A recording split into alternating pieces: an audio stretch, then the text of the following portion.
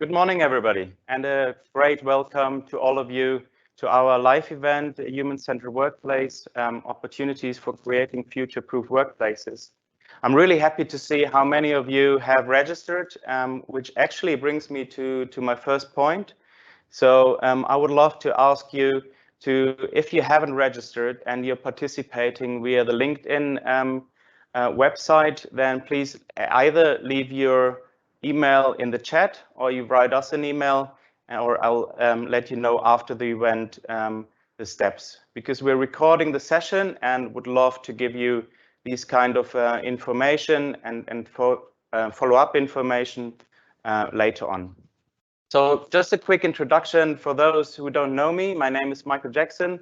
I'm heading the Team Europe for Wilkhahn, and it's really exciting to be on all of these markets, to work with you together, to work with designers, creative minds together in the sense of the workplace of tomorrow, which has a lot of uncertainty. So a kind of a guideline, is there really something what we thought of and what we wanted to have an interactive session with.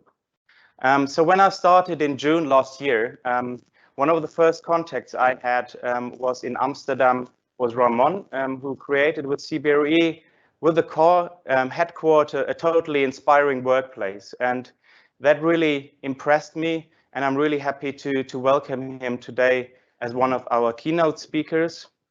Also, when I met with Kati from Tenant & Partners, it was really inspiring to see her experience in the place of workplace, in the field of workplace, and about how Tenant & Partners is structured and how they work with how they work together. So therefore, I'm really happy about today's session, how interactive we would structure it. And I would love to welcome Robert, who's doing the moderation for today. So welcome, Robert, and you all have a great and interactive session. Thank you. Thank you very much, Michael. I'm Robert Thiemann. I'm founder and director of Frame, a platform for interior design, global platform. Really happy to be here at the headquarters of Wilkhahn. So I'm not calling in from Amsterdam, where I normally work and live. I'm actually at the Wilkhahn headquarters. I have to be here. Today, we will be talking about the future of the workplace. Well, the workplace, of course, has been in tremendous turmoil over the last 18 months. People have left the workplace. It's called the workplace in office, by the way, because there are many more workplaces that we will not discuss this morning. Look at the office. So people were forced to leave the office. And actually, that all went very well. Both the workers and the employees noticed that it's actually really possible to work from home, be productive, be efficient, and to a certain degree also be collaborative. So big experiment, and the experiment succeeded. Great results. Now with the pandemic sort of under control, people are expected to return to the office once again. But how will employers make that happen? Which kind of strategy to deploy to make the workforce go back to the office? Or should workers remain at home? Should remote work become the future strategy for any employer? And thirdly, could there be a hybrid solution? Could there be a solution where people work from home a couple of days and from the office a couple of days? Well, all three strategies have their pros and their cons. And today we will be discussing with the panel that Michael just mentioned, what kind of strategies will lead to which results. Let me once again introduce the panel to you. So we have Kati Barklund. She's based in Stockholm, and she is a senior workplace strategist at Tenant & Partner. And there's Ramon Bijen. He is the creative director of real estate and investment company CBRE, based in Amsterdam. And we have Frederik Bellerman. He is interior designer and architect and strategic marketing manager here at Wilkhahn, and is also here at the campus of Wilkhahn. So we have prepared 4 questions for these 3 experts. I will ask them these questions and then they will reply on their behalf, but you can play a role as well. You will probably also have questions, and please let us know which questions you want the panelists to answer, because at the end of this session, in about a bit more than an hour, we'll go back to your questions and you will have the opportunity to ask the panelists what you think should be happening at the office. So let's start with the first question. And the first question is, how can businesses and organizations attract and retain talented people and experts? So as I just noted, people have left the office. How can you bring them back? And how can you bring back the best talents to the office? Because every company wants to work with the best people on the market. How can you make that happen with either remote working, hybrid working, or working from an office? Let's make a start with Kati Barklund. Hi. Good morning, Kati. How are you? I'm very good, thank you. So happy to be here today. We have some pictures Kati, also, so maybe. May I ask you, Kati, where are you based? Are you based at home or at an office? Well, today I'm at home. I have a daughter who is sick, and we also still work basically from our homes in Stockholm until Wednesday, and then we can start successfully getting back to the offices again. So we are still home for a few days. Okay, well, good luck with your daughter. Thank you. Now it's your time. Thank you. So let's change the picture to next picture, please.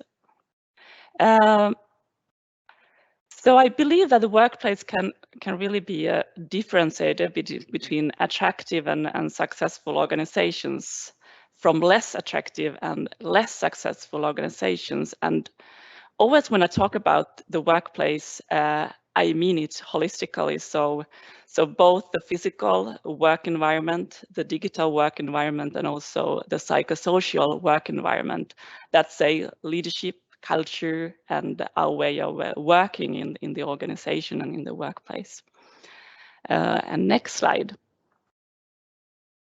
And there are a few basic generic things that are essential to us people. And the first one is purpose. And that is that what we do needs to feel meaningful to us. It needs to create some kind of value. We need to see that it's valued, it's noticed, that it makes some kind of difference. We also want autonomy, being able to influence our work and life, and mastery. We want to develop our skills and knowledge. And of course, relationships, connecting with each other, having good and also some deeper relationships. And these are all really essential to us. And when we want to attract and retain people, so how can we incorporate this in our workplace, leadership and culture? And the word here in the end, together, is really an enhancer, because together we can create more value, influence more, develop each other better and faster, and together we can create those relationships that matter, and above all have great fun together.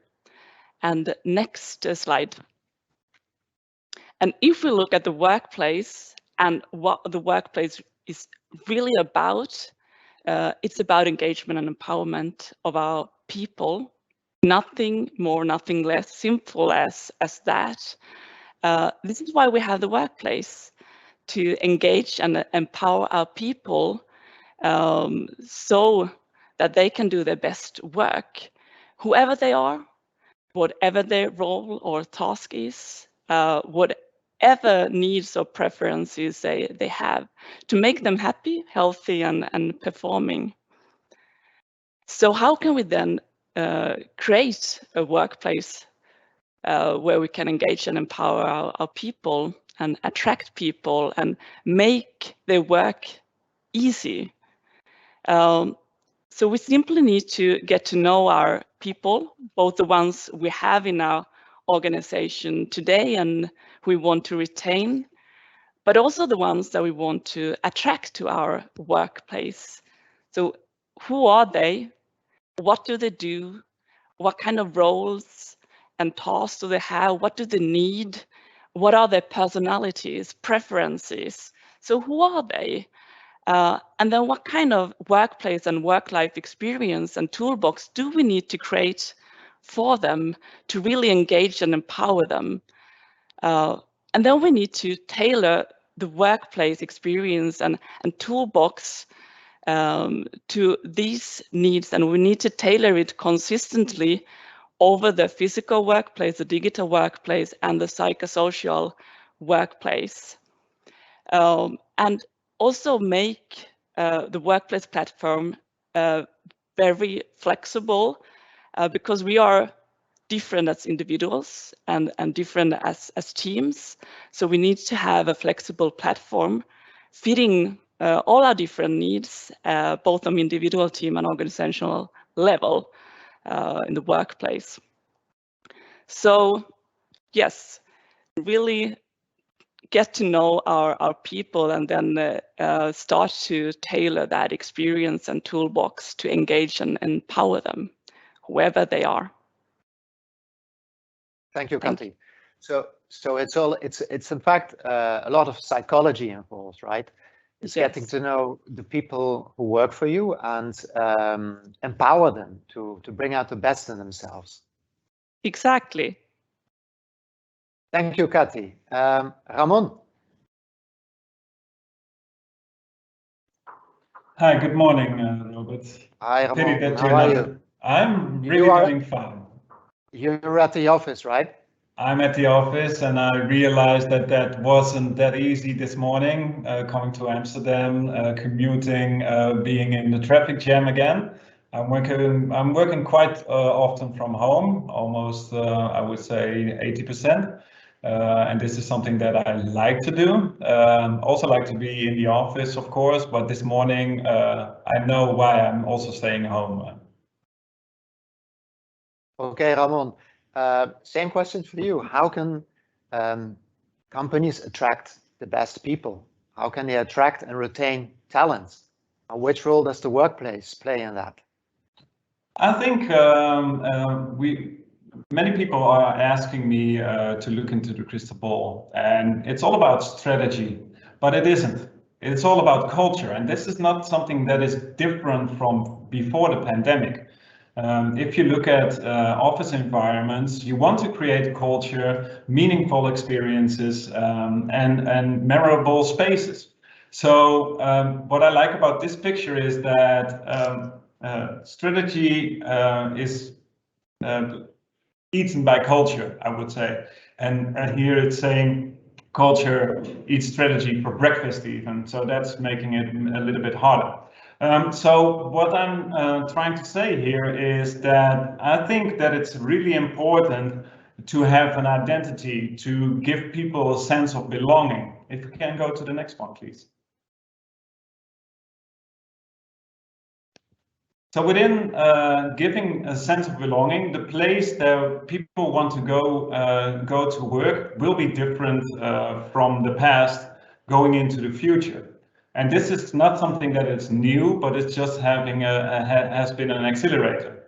So the picture that you see in front of me, in front of you, is a cafe that we created here in our own office here in Amsterdam. And this is before the pandemic hit.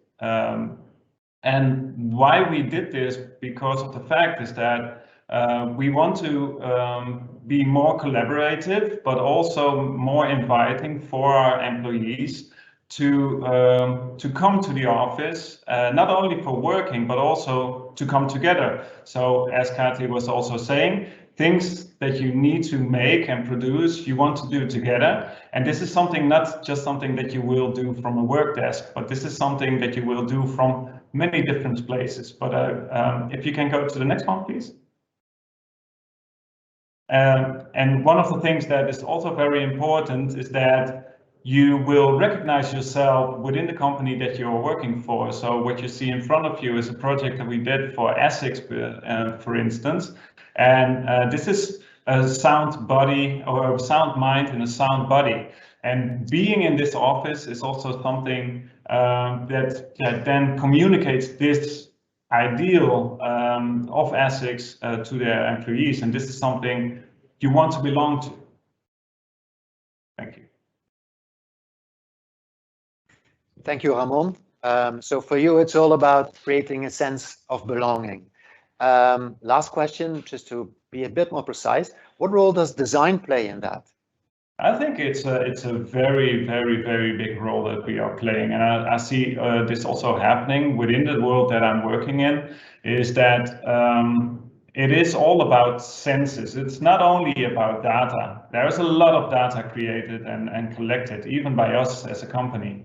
But at the end of the day, it's also very necessary and needed to get to know the culture of an organization. Like, for instance, on this picture here with Guerrilla Games, and they are saying they are not an office. They are a culture of very international employees working there together. For them, this is more than an office. This is really a home.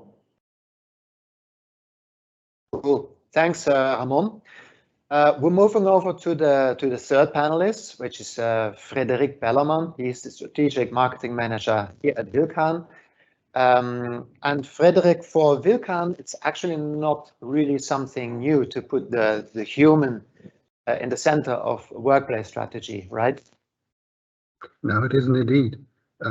When we produce furniture, as we do as a producer, we always bear in mind what that kind of furniture serves to the people. So when it comes to your question, how businesses, organization can retain and attract talent, I think it came very clear what Ramon and Kati said. So it is not about the office as the workplace. So it's not the only place where you can work, but it is how can the office be another good, if not the best option in terms of togetherness, in terms of collaborating and so on and so on, when it comes to deciding whether working from home or whether working from the office. So there the office can play a very, very big role when you try to retain and attract talent, because as Ramon said, you can show your identity as an organization throughout your design, throughout your workplace layout, your organization, and so on. So the office space is an expression of identity. And if you go to the next slide, also as Ramon said, there are various ways of how to design that actual identity, because identity is a very individualized thing, even when it comes to identity of organizations. Even more so when it comes to individuals, of course, but if you trying to show your employees and the world out there what you are as a company, you have to do that through design, because that's the universal language all people see and react to when they come to your office. So that is a very, very easy and clear way to do so. So there's an overlap in what you are saying, Frederic, with the reply from Ramon. It's all about creating a strong identity. How does an identity attract talented people? I mean, some people feel connected with this identity, and others with that identity. Well, and that's the most important question, I would say, because as Kati said already, it is about working together at the end of the day, because as a single individual, you're not capable of creating that much innovation or that much solutions to the world's problems. You have to do that together. And sure, you have to do that with people basically like-minded when it comes to a certain question. So you can attract those people through a communal identity, through a communal design. Thanks, Frederick. And you brought up the word communal. That is what the second question is all about. And the second question of today is, how can employers improve interaction, learning, and collaboration? Back to Kati. Thank you. Let's change the picture also. This is really an important question, and I think that it's all about collaboration in future, but also about learning and developing. Can we have the next picture? Perfect. So here I've tried to illustrate an organizational stairs, and with the fear in the first one, and if we have an organization that is still on this first stair, where we don't really trust each other, it's a lot about command and control, and I'm afraid to make a mistake and so on. Then not much will happen, because we at least need to get to the next stair and have trust. And trust is a base for all interaction, and well, not interaction, but at least collaboration and learning with each other. So this is really, really important to have this trust and psychological safety. And in the next step or stair, we also have the meaning or purpose, and to really have the common purpose and well, direction, what we want to achieve together, to also have that why we do what we want. Next slide. And how can you live your culture when you don't live in your culture? That is really the question when we are in this more digital and hybrid world. We know that the physical office is really a platform for culture and collaboration and innovation. It's a culture carrier.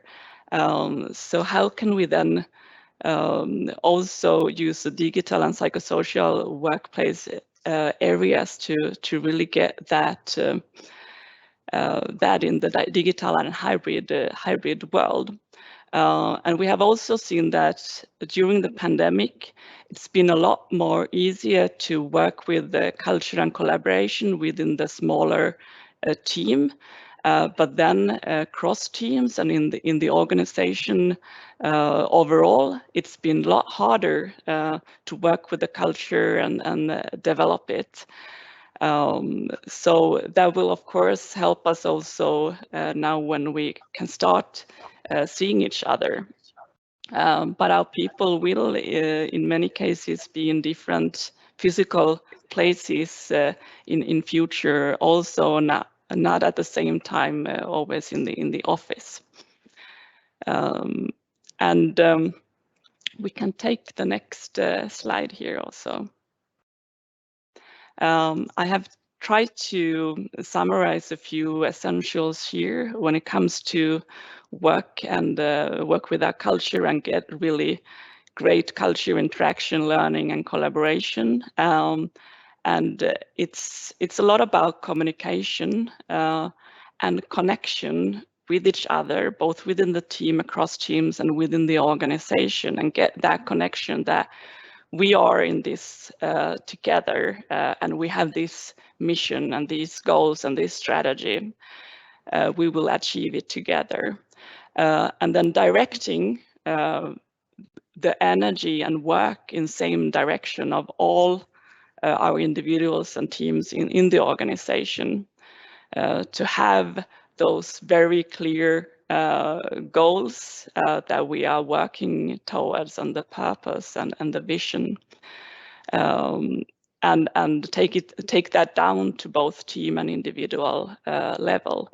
But then, of course, continuously monitor and adjust and develop both the whole workplace, of course, but also the goals that we set for our teams and individuals. And I think it's a lot about the leadership and self-leadership, and for us as leaders to be the role models and set up the standard, and not just tell what we should do, but actually really visualizing it and showing it. And it's a lot about inclusion also to make everyone feel included, to be seen and heard, whether you are in the office or somewhere else. Building that inclusive environment and being visible and available as a leader in the organization. Thanks, Kati. So it's all about creating the right collaborative culture where trust is very important and where people feel included, where there's a clear purpose. Exactly. Thank you, Kati. Let's go to Ramon. Same question for you, Ramon. How can employers improve interaction, collaboration, and learning? I think this one is the most interesting part from all the questions, me as an interior architect, because nowadays it's not only about collaboration in the office, it's about collaboration online, it's about hybrid collaboration, being physical at the office, being online. So there are many different options, and what you need to provide for that isn't new, but is something you need to be very well aware of. So what we see happening now, and what we are also anticipating for, is to make the office environment highly flexible and responsive. Like you see in the picture in front of you, this is our client lab, as we call it. And this is a space that is flexible for all kinds of collaborating moments. For the individual, for the group, for hybrid meetings, that you can set up with just a push on the button, a new setup for a new meeting, for larger groups, smaller groups. And I think what is very interesting is that this is also giving flexibility to the far future, not only for the near future, but also to the far future, because we don't know when the next pandemic is going to hit. Maybe I'm a little bit of a doom thinker here, but at the end of the day, I think within 5 years, we will be working completely different from how we are doing it now, even. So to be on your toes as a company, we'd like to provide as flexible as possible interiors. So if you can go to the next one, please.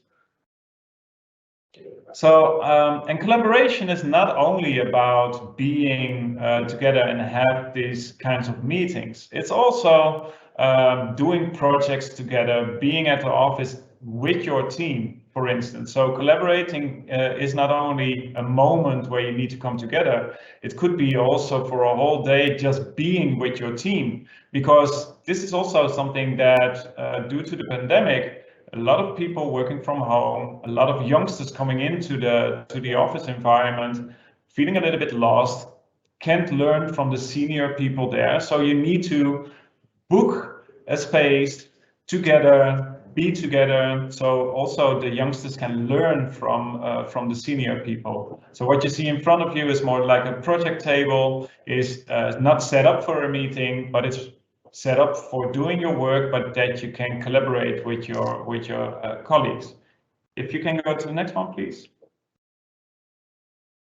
So one of the things that during the pandemic, especially in the beginning, everything became for 2 months on hold. So all projects, etc., came on hold. And we were thinking with our design team, okay, what does this mean? to the office environment. And this is something that we created, something that is called Blocks. It's not on the market yet, but I think it resonates a lot of the things that we want to try to make in the new office environment. It's highly flexible. You can make it a space for a purpose that you want to at that moment in time, for larger groups, smaller groups, for individual groups. It's set up for also what is very important is that technology is integrated into the physical solution, and this is something that that we came up with Blocks.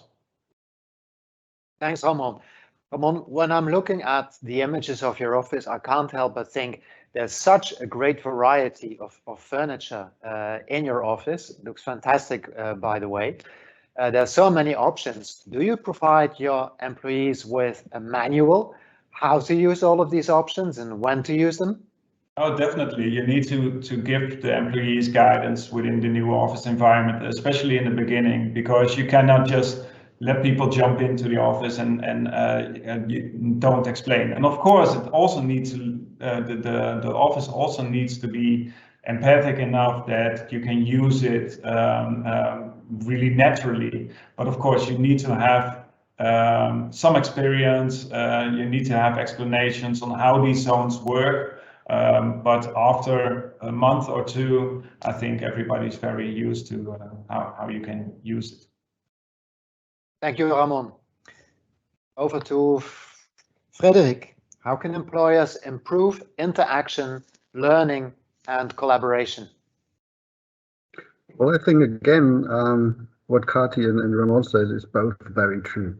You have to make sure that there is a connection between your team colleagues, but you have to also have to provide a space which is responsive to that connection within the team. So just as Ramon said, with a manual for a space, you actually have to empower people to use the space, which then obviously has to offer a certain kind of flexibility to react on circumstances which can be opposed from a pandemic scale or just a very, very small scale, just a new task at hand, for example. So if you provide those different forms and the different options on how to collaborate with your colleagues, and together with a certain culture within your organization, you, I think, provide the best opportunities to innovate and to create learning environments. And if you go to the next page, you'll see that it is very important that you are not just providing those opportunities.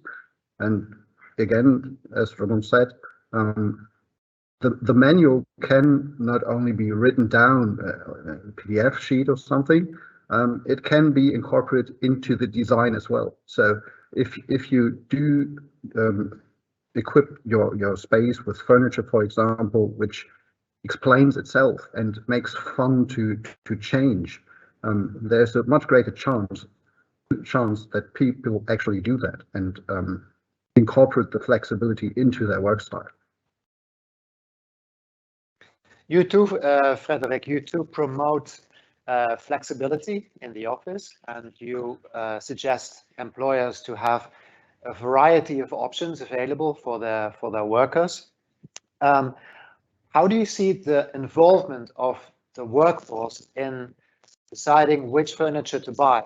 I mean, is it the responsibility and the task for the employer, or does it need to be a co-creation between the employer and employees?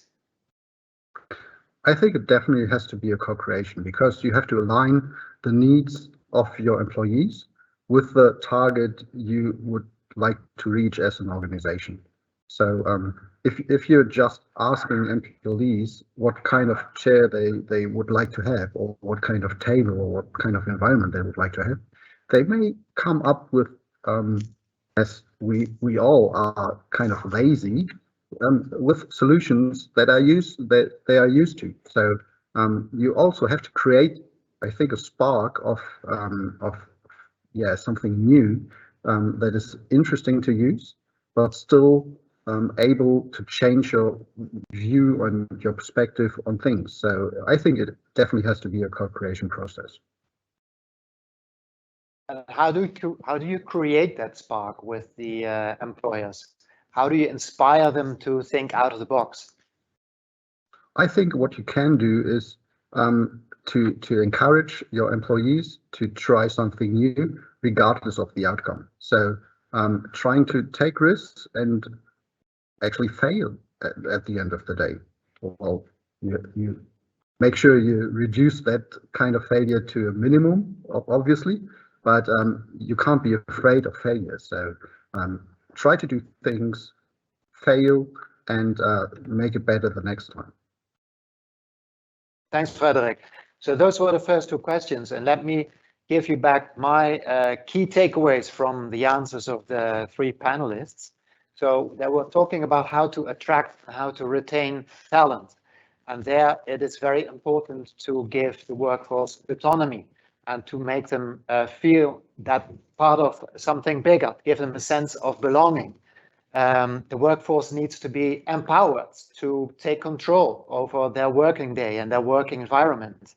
And this is tying in with the replies to the second question, which was all about how to promote collaboration, how to promote learning and interaction between people. Again, it's about empowering people to create their own environment. Give them the option to choose the furniture and the settings they want to work in, and give them a lot of flexible options. In doing so, you will also make the office more future-proof. The more flexibility, the more agility, the easier you can navigate circumstances that you cannot expect at this very moment. And Ramon was speaking about yet another pandemic. It could be something else than a pandemic that will be coming up. And it's all about getting ready for the next phase of uncertainty. So let's move on to the third question that we have prepared for the panelists. And that question is all about the purpose of a business. So how can the purpose of a business or an organization be conveyed to the workforce? Kati. Thank you, Robert, and what a great summary. Thanks for that. And we can change the slide to next slide. So how can the purpose of business or organization be conveyed? And I really think that it can and should be manifested both in the physical, digital, and psychosocial workplace areas. So really should permeate it all. And if we are changing to the next slide also, at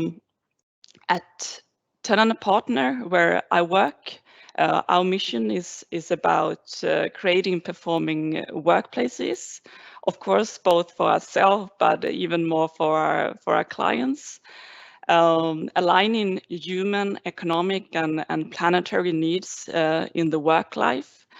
And our vision is inspiring a meaningful work life for everyone, everywhere. But going from one workplace at a time, of course.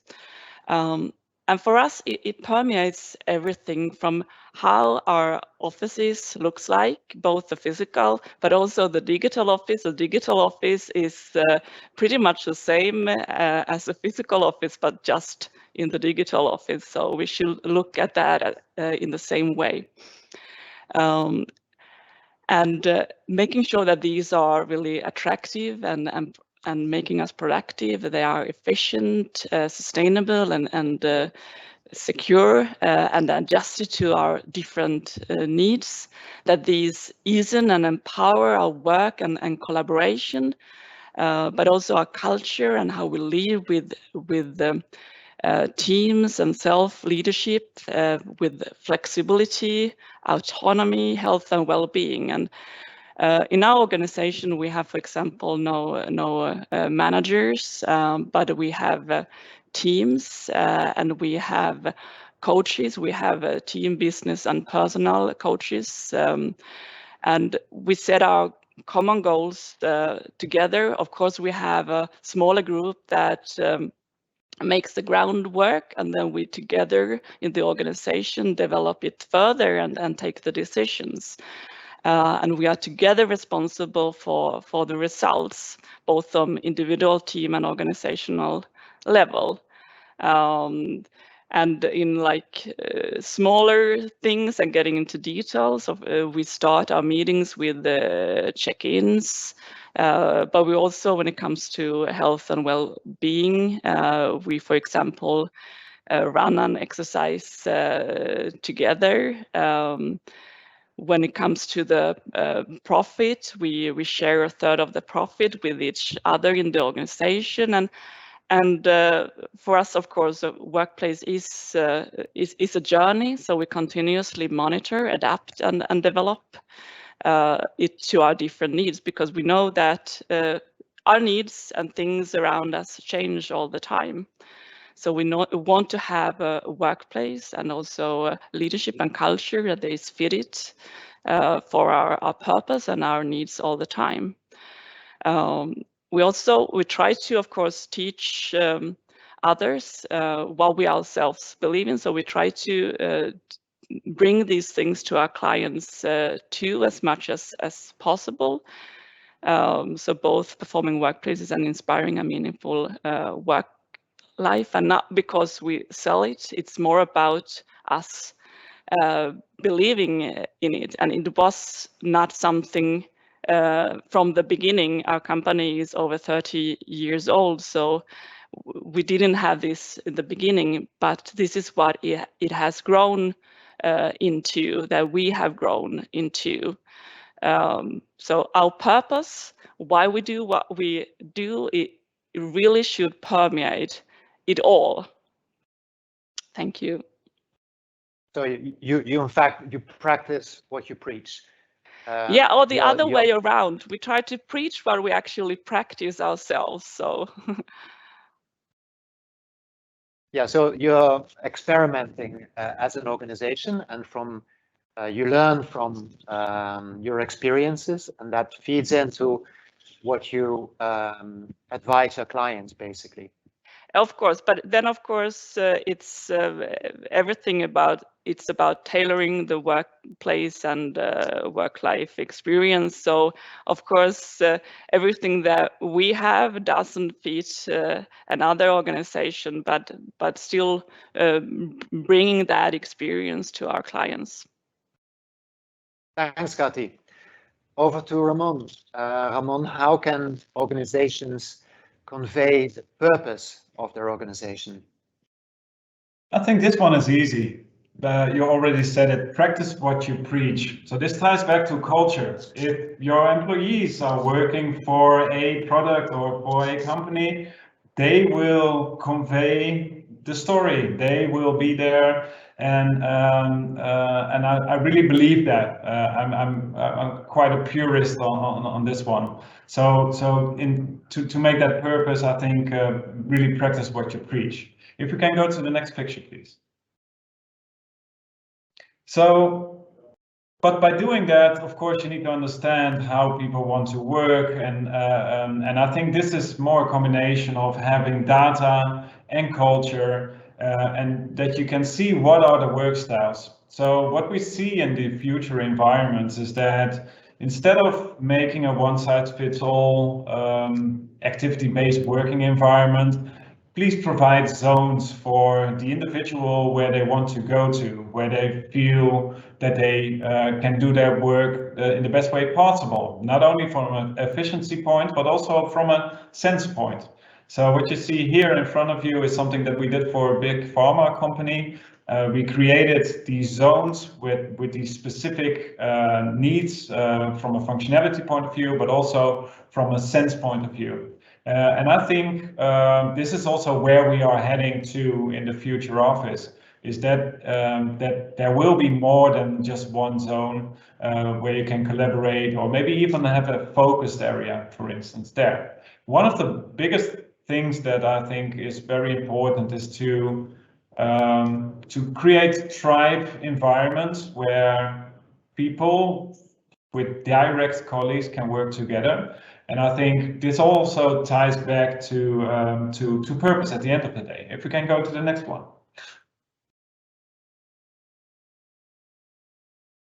And one of the things is also to make it very, very data driven. So invest in data, invest in technology. One of the things that I see happening is that if things are easy, made easy, people can connect much easier throughout the internet, but also how you can work together. So you need to make that very likable, I would say. Next to that, it's not only like having booking systems and all those kinds of things, but also you can measure the environment much better nowadays. And I think also you need to measure to see how people are using the office. And then you can also readjust this to some point. And if we can go to the last one. And talking about practice what you preach, if the home office environment is a place to work for more than 50% for some of the employees, please take that into account as a company. Because I think also for people working from home, this is something that is needed. I'm not working, I'm not living in Amsterdam anymore. But I can imagine if you are 3 stairs up on a hot day, you want to be in the office environment. And again, maybe this is not directly related to purpose, but at the end of the day, if people can do their work healthy, happy, and productive, this is. Thanks, Ramon. Did I hear you say that you create tribal spaces? Yeah, this is how we want to call them, because I think when you talk about the new office environment, I will make it personal. For me, coming to the office, doing quite a lot of international projects doesn't make too much sense anymore because I'm online working with the whole world. But of course, I have a team of very talented and very cool designers, and you want to come together, but somehow you need to organize that better and different than before. So coming to the office and create a space for your tribe is important. And so being on Wednesdays in the office with everybody is also yes. Therefore, you need to create a different environment as what we now call tribe environment. Tribes share certain values, and tribes also thrive because of certain rituals. How important is the ritual in the office, in your office? Oh, definitely, it's very, very important. There are many blood types within CBRE, so being an interior architect and designer creative is completely different from the capital markets people. So being in that tribe of a creative neighborhood where we need to be to also have a sense of belonging again is very important. So the needs for a designer are different than for an analyst, for instance. So creating that specific environment, maybe even by yourself as a team, so creating that environment because it's flexible, is something that's highly important. Thanks, Ramon. Over to Frederick. Frederick, how can organizations convey their purpose? I think at the end of the day, it is, again, like Ramon and Kadi said, it is a very difficult thing, but also a very easy thing to do. Because at the end of the day, purpose is not conveyed through a fancy mission statement or a fancy vision statement. It is about making sense to the people. So it is about creating a connection from what is your goal as a company, what is your purpose as a company. So purpose not in a spiritual way or something, but it is coming down to what is your organization trying to do as a company, as a group of people coming together, working towards a communal goal. So it is about making sense, and making sense can be conveyed through an environments can convey it through rituals, through creative neighborhoods. I really like that term. And I also like that term Kati used, as she said that we practice what we preach and we preach what we practice. So it is an ever-evolving term. So when you go to the next slide, it is also a question between generations. So the younger generation pays maybe a bit more attention to the answer to why we are all doing that. But I do not think that is solely to the younger generation. You have to combine everyone to create a communal space, to create a communal environment. You can do that through products within your environment. You can do that with culture, but what you always have to bear in mind, there is always a connection between those things. So if you have the best people, but like a really worse environment, so you cannot do that. And obviously the other way around too. So you have to make sure that your environment is conveying your purpose in terms of making sense to the people. Thanks, Frederick. Clear answer. No further questions from my side. But please, audience, once again, if you have questions, let us know and we'll get back to them later on in this session. Over to the fourth and last question. How can people be kept healthy and productive for a longer period? Kati, what's your reply to that? Thank you. I've tried to summarize it for us in the next slide. And we've been talking a lot about these workplace strategy essentials already here today. People centricity and workplace holistics and workplace continuity. But then, of course, the strategic alignment. So why do we do what we do, and really what is our strategy? How do we get there, and aligning the workplace to that? What we haven't been talking about that much today is change management, the fifth essential here. So, of course, everything is about our behavior and culture. So what are the things we should keep doing, stop doing, and start doing as an organization, and not just in the individual and team level. So really working to change our behavior to what we want to have in the organization. And can also again mention about the sixth one, the authenticity. I really believe that it's more about preaching what we practice than the opposite. So yeah, to really make it authentic so that it comes from within our organization. And if we look at the next slide, I thought that I would try to visualize what I believe in a bit different way today through a few minutes of mindfulness together. And I hope that you want to try this with me. So just sit comfortably, close your eyes or stand and take a few deep breaths, listen and visualize.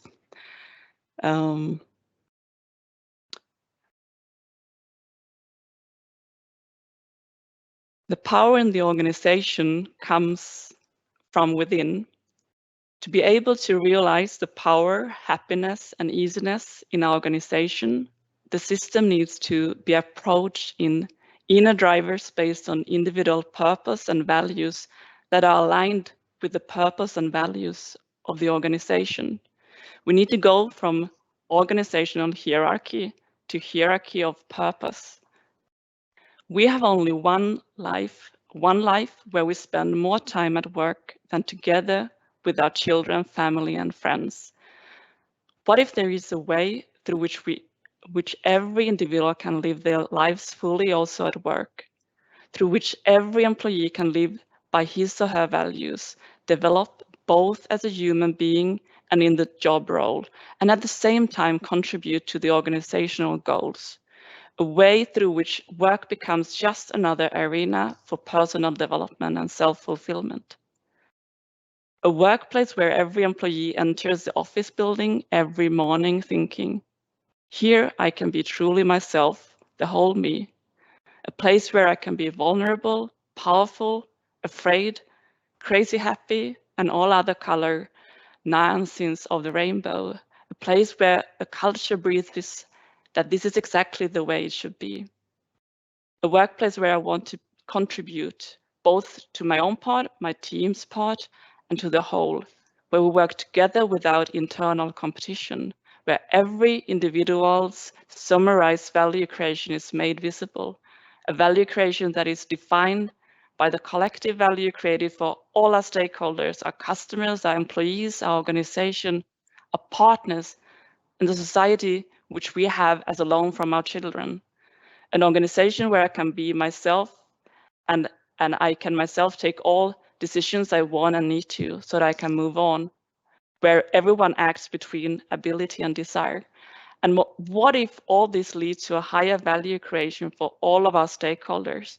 Happy employees who develop faster, customers who are taken care of by people that are truly there by all heart and soul, an organization that makes more money and at the same time contributes to a better society and healthier planet. That power, what if? Thank you. This is what we believe in my organization, and mindfulness is, by the way, part of our way of working. That was quite a manifesto, Kati. That was impressive.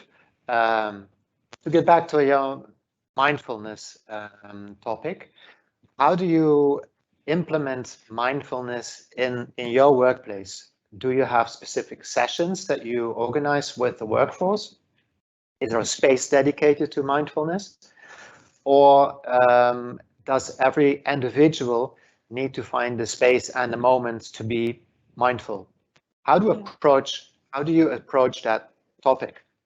Basically, in every meeting, we start with some kind of 1 or 2 minute mindfulness exercise together to just make sure that everyone is there contributing, because it's a lot of times that we are somewhere else in our heads. So that is something we bring mindfulness to all our meetings, but then of course we also educate all our employees. It's of course you can choose if you want to, so it's not a must, but most of our employees do that and educate and work mindfulness as a tool in our well-working, but also part of our life.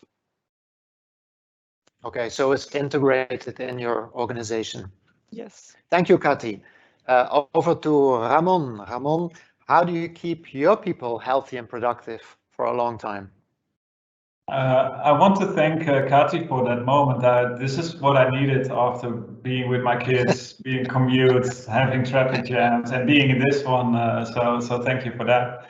Yeah, for an interior architect, I think to create spaces that are really biophilic, and biophilic is not adding just some green, but it's also about all the light. It's about having these quiet niches where you can sit back and maybe do something else for a moment. Create spaces for all the senses. So it's also the air, it's also the smell coming there. So what you see in front of you is where I'm sitting right now at the moment. Is something that we created, and what you see here is that there is still it's artificial, but you have these biophilic senses, I guess, and this is what we try to achieve. And with that in mind, I think if you look at the light, if you look at how people can sit, how they can collaborate, this is something that needs to be healthy, happy, and they will be productive. So if you can go to the next one, please. Also here you can see these quiet niches, for instance. One of the things that is very important is also sound. Sound is something that is underestimated, I guess. Going into a restaurant, for instance, if the sound is bad, it's not a very nice place to eat your dinner. If it's too dimmed, it's also not nice, because somehow that doesn't work too. So it's a thin line of what is a very good environment to be in. And I think also coming out of the pandemic, is this something that is much more on the eye of many companies to give to their employees, and also that we need to provide them as being a designer. And one of the last things, if we can go to the next one, is to create something that is inclusive. And somehow I like this picture, because this is something that is on our something that is happening in the back of our minds. We have this just thing of not being inclusive. We know that we want to be, but somehow it doesn't work always like that. And it is because of these kinds of prototypes. And of course, this one is very, very extreme. But somehow I think we still relate to that. If we can go to the next one, please. So what we try to create, and I think happy and coming back to well-being, this is very much important and of interest, I guess, is really to create something that the employee wants to have or needs to have in their office environment. So what you see on the left-hand side is what you see often happening. And what we try to do is to know the how, the what, and the why people are working at some point. So in the middle, you can see something that I really like, is that this design came from the students walking through the park, and then they just paved it, and then you get this wonderful design, I guess.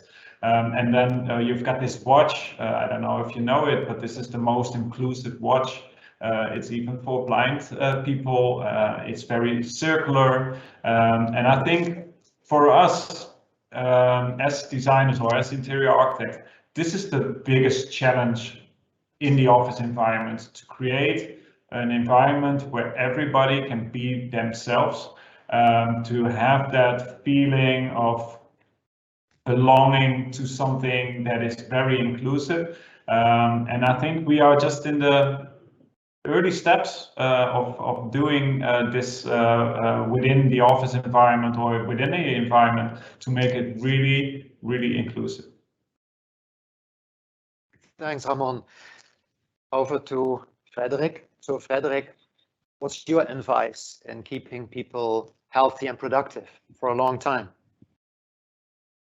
Well, actually, I think that the inclusive mindset, or inclusive positive mindset Ramon and Kati were talking about, is the foundation. But you can also incorporate something very tangible into that process, I'd say. So it is obviously important, and I think the pandemic and the even bigger societal challenges, such as the climate change, are showing that too, that it is not about just doing something for profit or doing something for your ego. You have to think all the challenges in a very, very communal societal way. So it is obviously about keeping and getting the individual healthy and well behaved at the end of the day, and not well behaved in terms of manner, but in terms of, you have to feel good at the end of the day, because it is not about just going to work, spend a lot of time, as Kati said in her little manifesto, which I really liked, even more time than your actual life, but your work is your actual life, or a great part of your actual life. And to create that sense of togetherness and sense of how important it is to keep your employees and your co-workers and your colleagues healthy, not only on a bodily, physically level, but also psychologically. So there's, if you go to the next slide, there's a great study from Google actually that said the most important factor of well-being is feeling heard, feeling safe within your workplace. And I think you can show that in very, very different ways. You can show that through caring and caring design, caring products within your workplace. So if your employee and you as an employer provide your employees ergonomic chairs, very, very simple, easy thing to do. It just not only show, okay, I care for your well-being, but I care to create a sense of togetherness, a sense of community through the products I use within your workplace as a tool, actually, to make your work life and eventually your personal life even better. Thanks, Frederick. Which brings us to, well, the final reply to the final question, the fourth question. Let me try to recap what has been said in answering the following two questions. How can businesses convey their sense of purpose?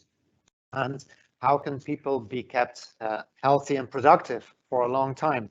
Well, how do you convey purpose? First of all, you need to know as an organization what your purpose is. So you need to ask yourself a question, why are we here? What would the world miss if we wouldn't be here anymore? And then it's a matter of ingraining that sense of purpose into the workforce. And there's a number of ways to do that. The whole organization, from the way it's organized to the way the office looks, should make sense, should simply make sense to the workforce. And that should be made as tangible as possible. Coming back to the question of keeping people productive and healthy for a long time, questions of biophilia come into place. The workplace needs to reflect nature. There needs to be nature within the workplace, but also natural materials and shapes and forms that mimic nature. Try to implement moments or spaces to be more mindful with the workforce, and that can take the form of a ritual. Start meetings in a certain way, as Kati suggested. Speak to the senses. Environments should simply speak to all of the senses to keep people healthy and productive for a long time. And last but not least, people should feel safe and secure. They should feel included. How do you make that happen? That's a whole different question. And the last idea to promote well-being and health in the office is to, of course, provide the workforce with ergonomic furniture and promote movement. And there's one example I will never forget from a really well-known interior designer called Seville Peach, and she specializes in designing offices. And she said, well, you don't need to bring in slides or bikes or anything gimmicky like that into the office to make people move. Actually put the dustbins as far as possible away from their desks, and they are forced to walk back and forth to the garbage bins. That also makes them move. So the last part of our discussion is where you come in as an audience. So I'm curious to know if there are any questions that you want the panel to answer for you. I'm looking at my colleagues here. Thank you very much. Oh, there's quite something from Mustafa Afsaroglu. Nice you're watching, Mus. Do you think when we kick off new projects and do strategic briefings, will we be facing similar issues we had pre-pandemic? Such as, sorry, it's not my handwriting, such as meeting, so can you, Yeah. I'm bringing help in, sorry for this. No worries. such as more meeting rooms, less cables, etc. And do you think it will be completely different issue when we came across? Okay, panel, what do you think? So when we kick off new projects and do strategic briefings, will we be facing similar issues that we faced pre-pandemic, or will they be completely new? You go, Kati. Yeah.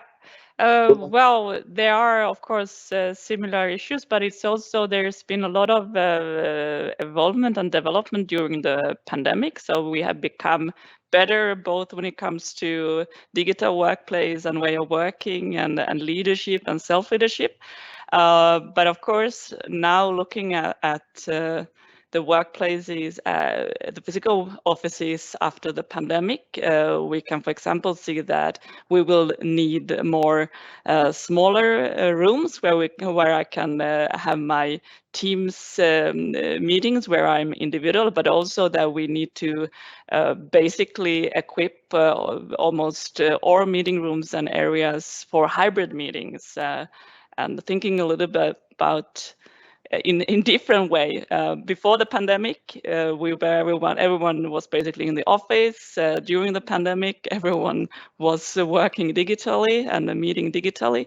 And now, further on, we will have the hybrid meetings and workplaces where we actually are in different places. So, and they're making a great inclusive experience for everyone. So it's a lot about also equipping the offices for that. And we are Thanks, Kati. human. Oh, sorry, Robert. Go ahead. No, go ahead, Tom. Okay. Yeah, because we are human. So are the questions the same? Yes, they are. And we are experiencing it at the moment also. Because the anxiety about the new environment are not different from before pandemic. The only thing is that the solutions are much more there already than they were before.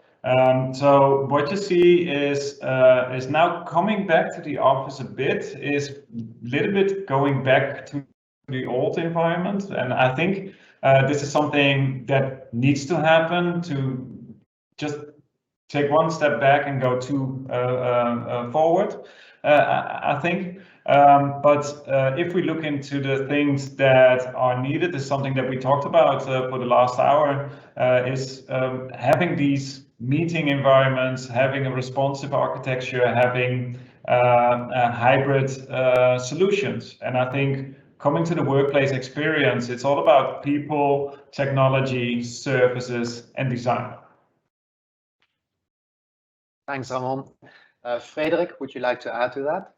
Yeah, I think both of them are right again. So the question remain the same. I think the answers has become more complex actually, and I think the type of questions came more complex too. As Ramon said, we also have that hybrid environment where you have people sitting in a room like us now. Beforehand, we were in separate rooms, so we have questions now that are even more complex than before, because before the pandemic, it was sure that this is a physical event and we have a panel and we have an audience and that's it. And now we also have a panel, we also have an audience, but it is a hybrid, hybrid kind of event. So there are more complex questions, and obviously there has to be more, sensible answers to that. Speaking about this hybridity, so there's the digital part and the physical part. There's the second question of Mus Afsaroglu. Do you foresee a difference in response between generations? So you have the older generation that might be less flexible in the way they approach work and the way they approach the whole digital experience. And there's, of course, the younger generation that is probably digitally native, but really wants to go to a physical space to be with others. So will there be a difference between generations? Kati, Ramon, Frederik. I don't think it really is a generational thing. Of course, there are some differences, but I think that we are more alike between the generations, and we are different. Then, of course, we have in every organization we have the diversity, and it's not generational. We have the different tasks and roles and preferences and personalities, and so we need to design for that diversity and flexibility all the time. And from my experience, it has less to do with generations.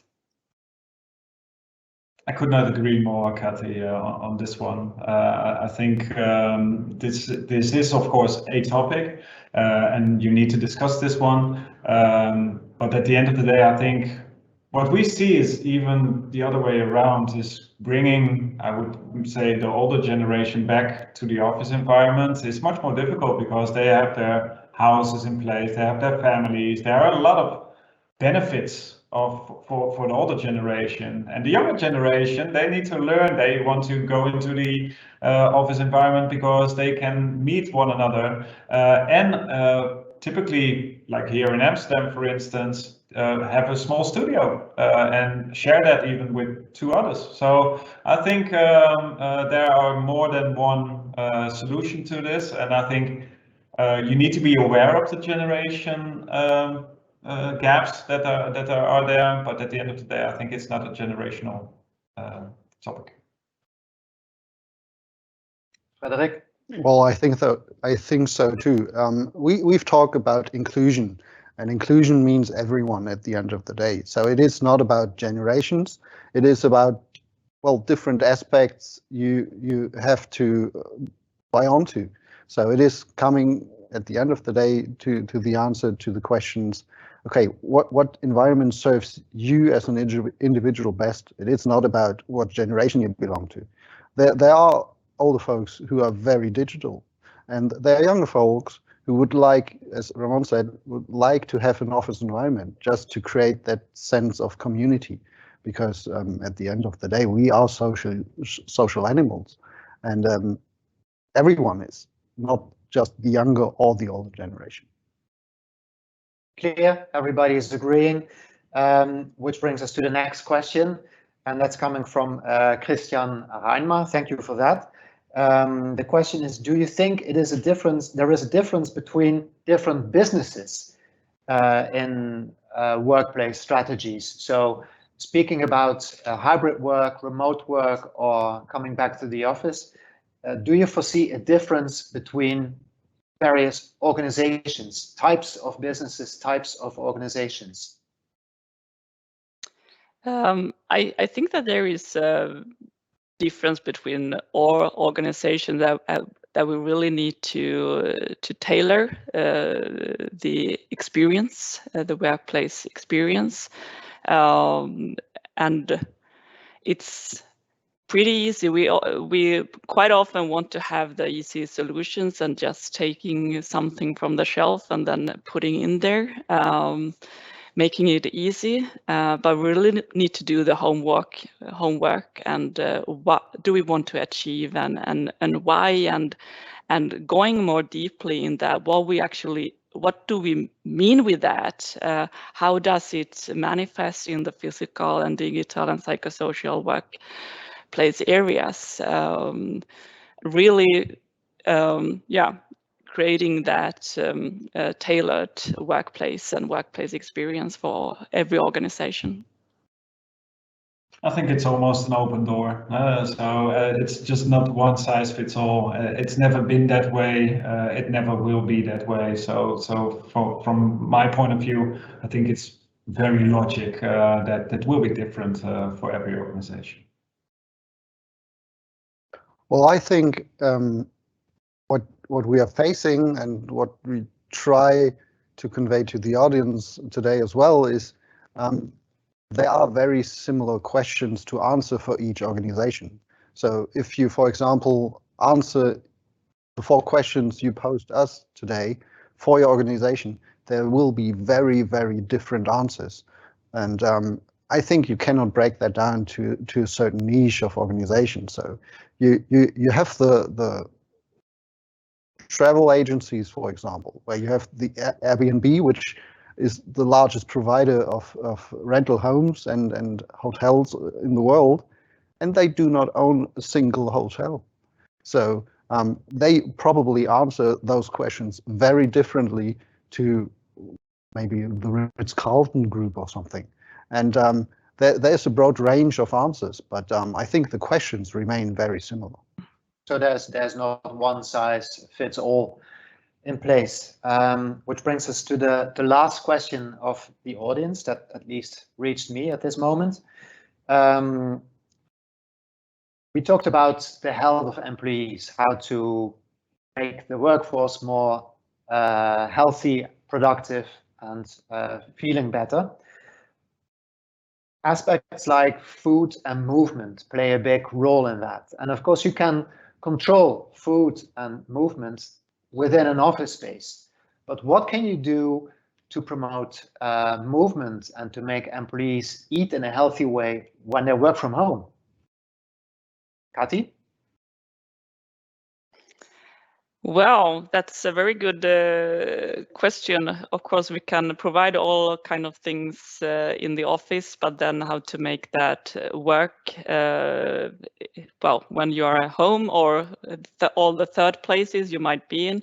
I think it's a lot about, well, about the culture and getting it as a part of our life, so it's natural to also have movement in my house. So that's not something that I only do when I'm in the office. But what we can do as an organization is, of course, to promote that we also have walking meetings in my organizations. Every Wednesday noon we have a digital run together, so I can join wherever I am. But also I think a lot about the health and well-being. It's not just about the food and the movement, but it's a lot about also the well, the physical or the psychosocial health, psychological health, all aspects of well-being. But I think that it needs to somehow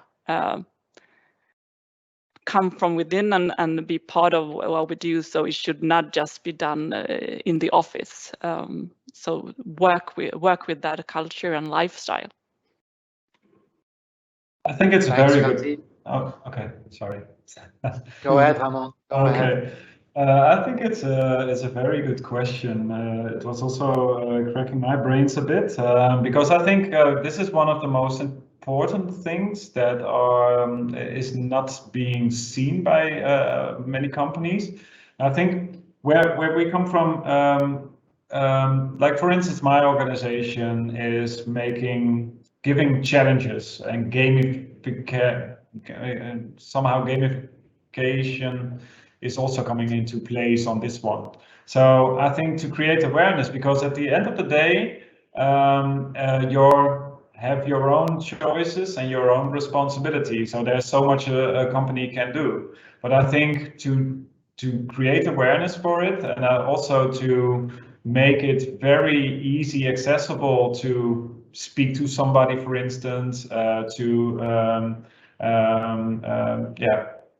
make challenges that are easy accessing, that you don't have to do a lot for. I think those kinds of things really help to at least energize the people of having a healthy day or a healthy week, I would say.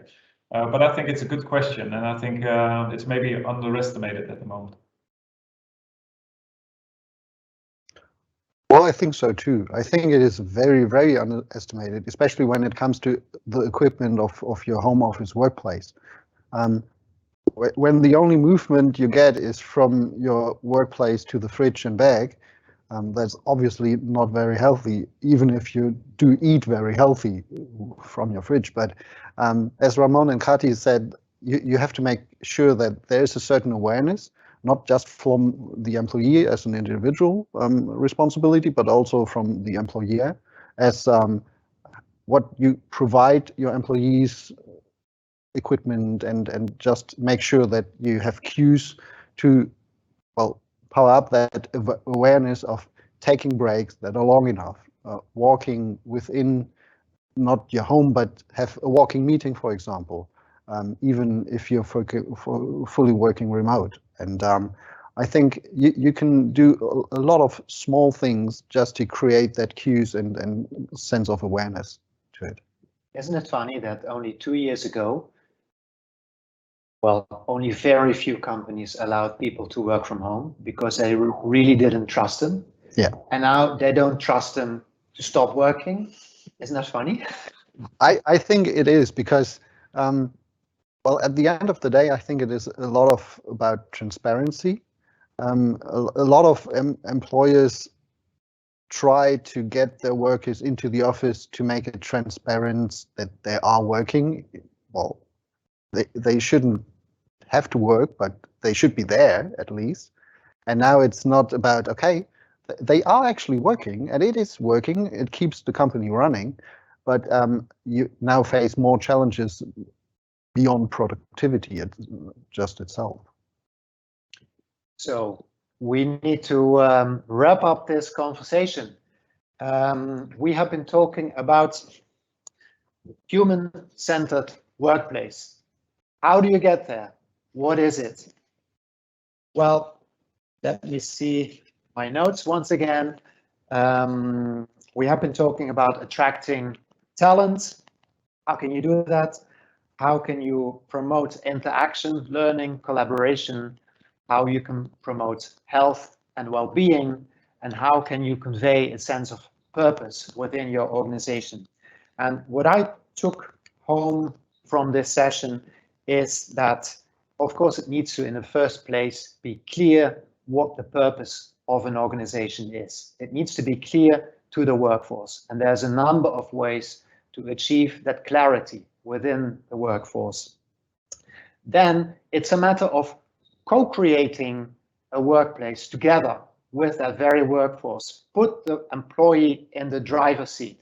Make them part of the journey of producing an environment that they like to be in, that they feel well in, that they have a sense of belonging to, because they actually designed it themselves. So they will use it in a much better way than if you will simply say, here's the space that we want you to work, here's the equipment that we want you to use. Make them part of that journey, give them a voice in making decisions. It is very important to make that environment biophilic, make it mimic nature, bring in nature, let it speak to the senses and make it ergonomic. That will take care of the health and well-being of people, and to actually promote collaboration and learning and interaction between people. Be as flexible as possible. So create environments, different kinds of environments for different tasks, different activities, different moods, and different kinds of people. So everybody will feel included. And if you have created that flexible space, these groups, these variations of flexible spaces, then you're also much better prepared for any pandemic or disruption that might occur in the future. I think these are my last words for today. I want to give the last words for this session once again to Michael Jackson of Wilkhahn. Thank you very much for watching. Thank you. Perfect. Also from my side, thank you very much for attending the session and to have such an interactive session. Also, a big thank you to the speakers who have really brought interesting input towards all of us, and which we now can spread, and not stopping the discussions is, I think, what I would like to aim for. So please feel free to visit us at any time, either in our showrooms locally with our people on the ground. But of course, you find further information on wilkhahn.com. If you have registered actually not via our link on the website, and you're participating via the LinkedIn link, then please send us in the chat your email address or write us an email on info@wilkhahn.de actually. So that would be great. So we can send you actually after the session in the coming days both the recording and also our white paper about the human-centered work. So thank you very much and have a great day. Spread the ideas and don't stop the discussion. Thank you very much. Bye-bye.